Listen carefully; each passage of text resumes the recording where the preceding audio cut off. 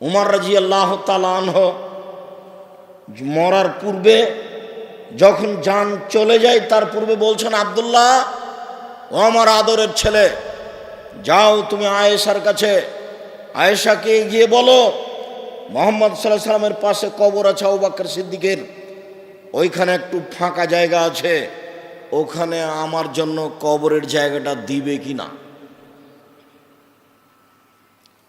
আব্দুল্লাহ ইবনে উমর বলছেন, আমি আব্বার কথা শুনে বাড়িতে গেলাম, সালাম দিয়ে ভিতরে ঢুকে দেখি তিনি উমর মারা গেছেন, এই জন্য বসে বসে কাঁদছেন। আমি আয়েশাকে কান্না অবস্থায় পেয়েছি, আয়েশা উমরকে দেখতে আসেননি।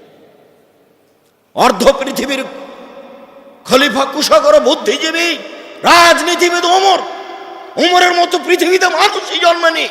যে রাস্তা দিয়ে হাঁটতেন সে রাস্তায় শয়তান হাঁটতো না, হাদিস তো বুখারী মুসলিম।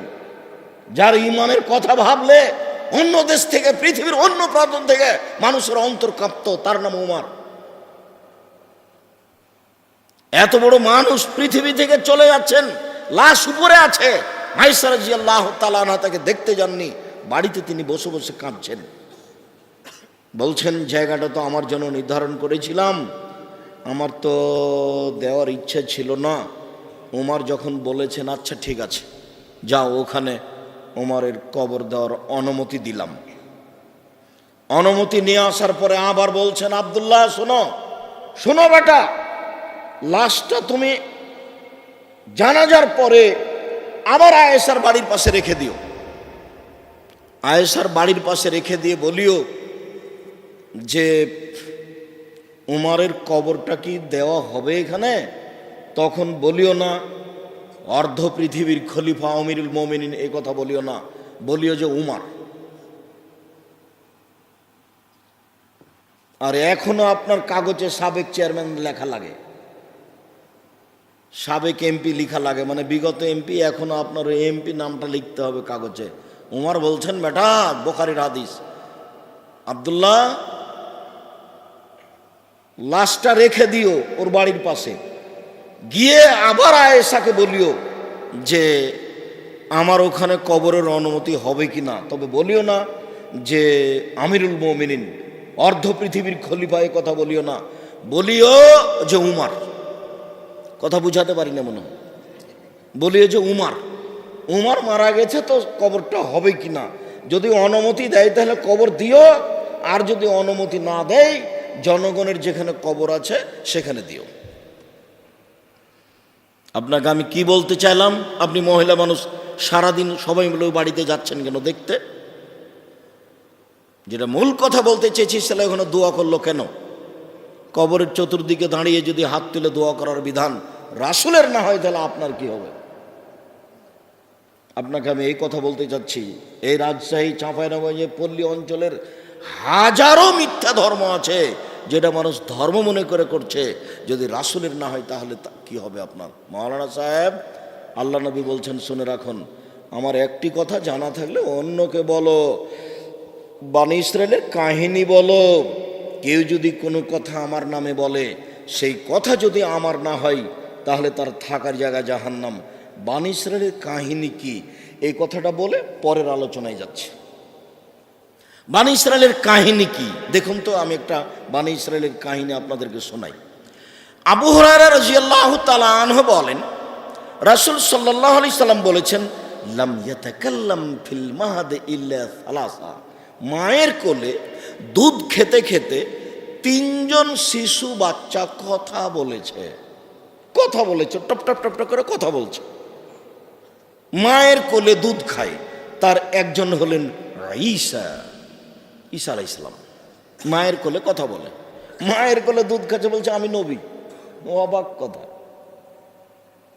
মা তো বিপদে পড়ে গেছে, মায়ের তো স্বামী নাই, জাতিকে তো বুঝাতে পারবে না, জাতি তো দেখে বলছে ছি ছি ছি ছি ছি ছি রে, মারিয়াম, মারিয়ামের তো বাপ ভালো মানুষ ছিল, মারিয়ামের তো মা ভালো মানুষ ছিল, মারিয়াম একটা বদ মহিলা, অবৈধ সন্তান নিয়ে এসেছে গ্রামে, ছি ছি ছি ছি ছি, ওর কোলে অবৈধ সন্তান। আরে মারিয়ামের তো বিবাহ হয়নি। মারিয়াম নিজেও বলছেন, যখন জিবরাইল এসে বলছেন আপনার কাছে একটা সুসংবাদ নিয়ে এসেছি, আপনার একটা ছেলে সন্তান হবে। তখন মারিয়াম বলছে, কিভাবে সন্তান হতে পারে? অলম ইয়ামসাসনি বাশারুন অলম হাকুবাগিয়া, আমার বিবাহ হয়নি, আমি জেনাও করিনি। আরে আমি মারিয়াম, আমার বিবাহ হয়নি, আমি জেনাও করিনি, আমার সন্তান হতে পারে কি করে? হয় বিবাহ হলে ছেলে হবে, না হয় জেনা করলে ছেলে হবে। আরে আমি মারিয়াম জেনাও করিনি, আমার বিবাহ হয়নি, আমার সন্তান হতে পারে কি করে? তখন জিবরাইল বলছেন, একুল রব্বুক হুয়া আলাইয়া হাইয়্যিন। আরে শোনো, তোমার প্রতিপালক বলে বাপ ছাড়া ছেলে দেওয়া আমার কাছে কোনো ব্যাপারই নয়। আমি আল্লাহ বাপ ছাড়া ছেলে দিতে পারি। আরে বাপ মা ছাড়াই দিতে পারি, ও তো আদম। আদমের বাপ কোথায়? আদমের মা কোথায়? তো বাপ মা ছাড়াই তো দিতে পারি। আর মারিয়াম, তোমাকে তো আমি মায়ের সন্তান দিয়েছি, মা তো আছেই।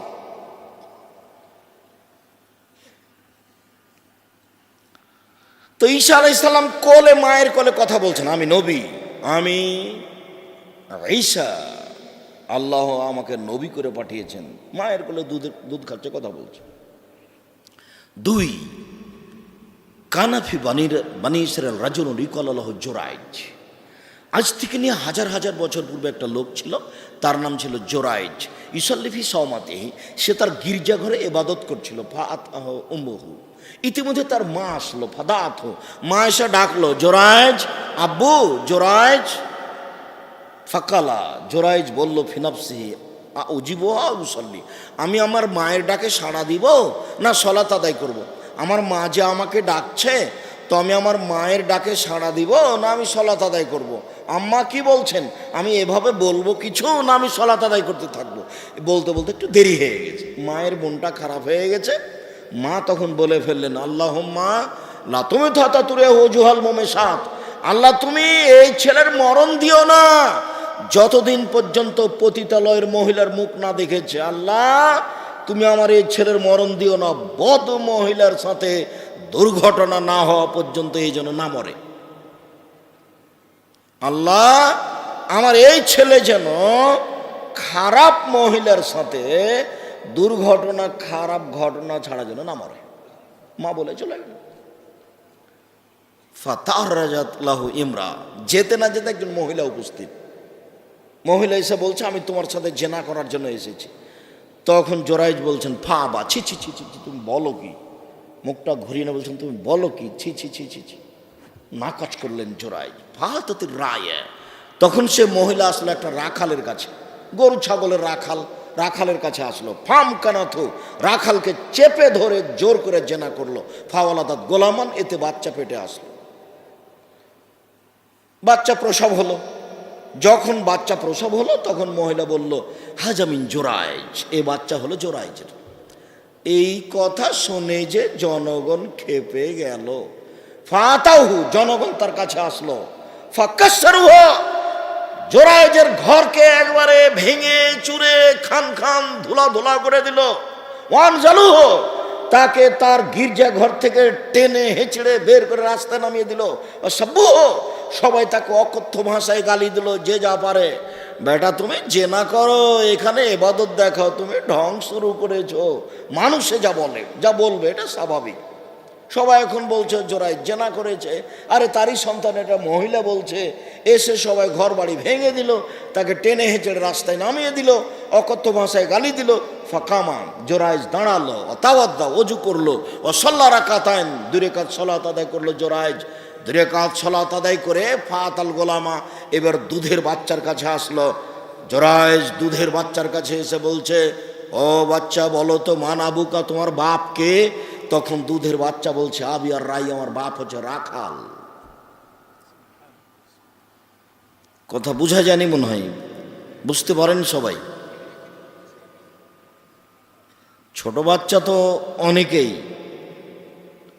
গ্রামের অনেক দিন পরে মাদ্রাসার জালসা, অনেক বাচ্চা এসেছে। বাচ্চাদের তো এসব কথা বুঝার হিসাবের কথা নয়। এখন আপনিও যদি চেষ্টা না করেন তাহলে তো হয় না। বিষয়টা একটু খেয়াল করতে হবে। এখন দুধের বাচ্চাকে বলছে যে দুধের বাচ্চাকে বলছেন জোরাইজ, বলো তোমার বাপকে। তো দুধের বাচ্চা বলছে আমার বাপ রাখাল, যে গরু চড়াইছে। এবার জনগণ বলছে নাবনি সৌমাতাকে বিদ্যা হবে, আপনার গির্জা ঘরটা স্বর্ণ দিয়ে বানিয়ে দেবো আমরা। কালাল্লাহ, না না না না না, আমার গির্জাঘর স্বর্ণ দিয়ে বানাতে হবে না, ইল্লে বিত্তিন, মাটি দিয়ে বানিয়ে দিতে হবে, যাহাই ছিল তাহাই করিতে হইবে। হাদিস মুসলিম। এর নাম বানি ইসরায়েলের ঘটনা। হাজার হাজার বছর পূর্বে ঘটনা ঘটেছে, ঘটনা সত্য, হাদিস গ্রন্থে আছে। আল্লাহর নবী বললেন যে বানি ইসরায়েলের কাহিনী বলো, এর নাম বানি ইসরায়েলের কাহিনী।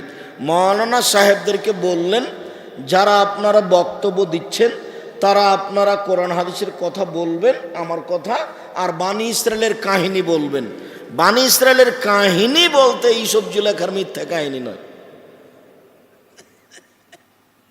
বানি ইসরায়েলের কাহিনী বলতে যে আইয়ুব নবীর স্ত্রী রাহমা ধরা পড়েছে জেনাতে, তার ঘটনা বলতে হবে, এটা বানি ইসরায়েলের কাহিনী নয়। বানি ইসরায়েলের কাহিনী বলতে নূহ আলাইহিস সালাম নৌকা তৈরি করলেন, ওই নৌকাতে সবাই পায়খানা করে আসলো, তারপর পায়খানাতে নৌকা ভর্তি হয়ে গেল, তারপরে একটা বৃদ্ধ মানুষ, বৃদ্ধা মহিলা পায়খানা করতে গেছে, দিয়ে নৌকায় উল্টে পড়ে গেছে, তারপর যুবতী হয়ে গেছে। হুজুরের কত মিথ্যা কথা, হুজুরের কথা শুনে অবাক হচ্ছি। আমার এক ভাই মারা গেছেন, উনি গ্রাম্য ভাই, তো বলছে আজকে তাফসির যে করলো না, ওসব তাফসির তোরা জানিস না। কি করলো? তোরা ওগুলো জানিস না। আচ্ছা আমি বুঝলাম, আমি জানি না, কিন্তু বলবেন তো সেটা কি, একটু শোনাবেন না? তোরাও স্যার জানিসই না। আচ্ছা আচ্ছা বলেন না কিছু, সেটা কি? তখন বলছে যে ঘুম থেকে উঠে আদম আলাইহিস সালাম দেখছেন পাশে একজন সুন্দরী মহিলা, খুব সুন্দরী মহিলা পাশে। তো আদম আলাইহিস সালাম হাত বাড়াতে গেছেন, যেহেতু আদম পুরুষ মানুষ, তার ভিতরে পুরুষত্বের ক্ষমতা আছে, পাশে মহিলা দেখে হাত বাড়াতে গেছেন। তখন ফেরেশতা বলছেন থামেন। তো আদম আলাইহিস সালাম বলছেন কেন? তখন ফেরেশতা বলছেন যে মোহর দিতে হবে, যে মোহর। তখন আদম আলাইহিস সালাম বলছে মোহর কি গো, কি মোহর দিতে হবে? তো বলছে যে মুহাম্মদ সাল্লাল্লাহু আলাইহি সাল্লাম পরে দুরুদ পড়ে দিতে হবে, দুরুদে ইব্রাহিম পড়ে দিতে হবে। তো 1000 বার দুরুদে ইব্রাহিম পড়লে বউ হালাল করলেন।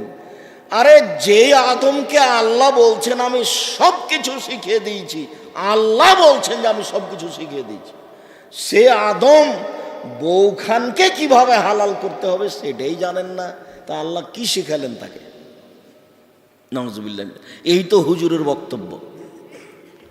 হুজুরের অবস্থা আমিও দেখছি যে খুব বিপদে, কি যে হবে আল্লাহ ভালো জানে। আর এসে গ্রামের মহিলারা যে বক্তব্য দিয়ে বেড়াচ্ছে, এদের